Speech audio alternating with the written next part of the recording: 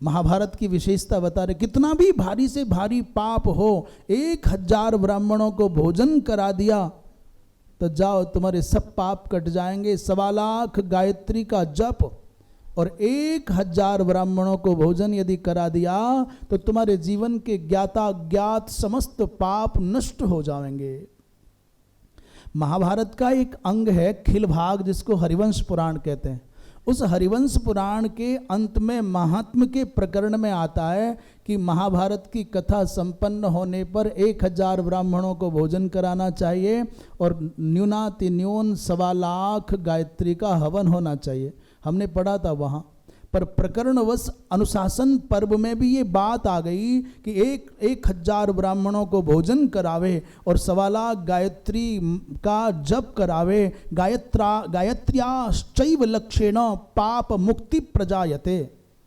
भैया भगवती माता गायत्री का इतनी आहुतियों से भगवती को संतुष्ट करे और 1 सहस्र ब्राह्मणों को दिव्याति दिव्य पदार्थों से, जो तुम में सामर्थ्य हो, खीर हो, जलेबी हो, रसगुल्ला हो, जो तुमसे बन पड़ता हो, तो उससे तृप्त करे। तो जीवन के ज्ञाता ज्ञात प्रायः ऐसा तो कौन मनुष्य होगा जिससे कोई दोष ना बना हो, जिससे कोई दूषित कर्म ना बना हो।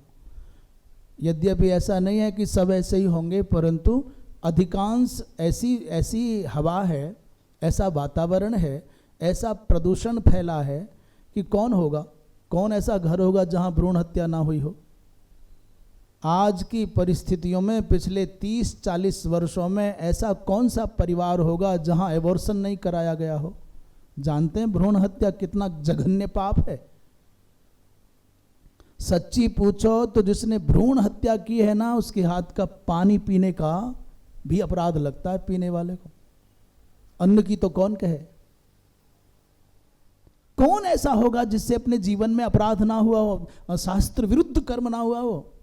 पर उन शास्त्र विरुद्ध कर्मों का जिनको पाप कहते हैं, शास्त्र निषिद्ध कर्मों को जिनको अनैतिक कर्म कहते हैं, उस अनाचार का शोधन कैसे हो, दोष का परिमार्जन कैसे हो, तो उपाय बताते हैं। यही ब्राह्मण भोजन और गायत्री का जप। फिर आप पर साधन है, यदि ये सब साधन नहीं है, संपन्नता नहीं है, तो श्रेष्ठ जनों के पास जाकर के निवेदन कर दो, भगवान ये पाप बना।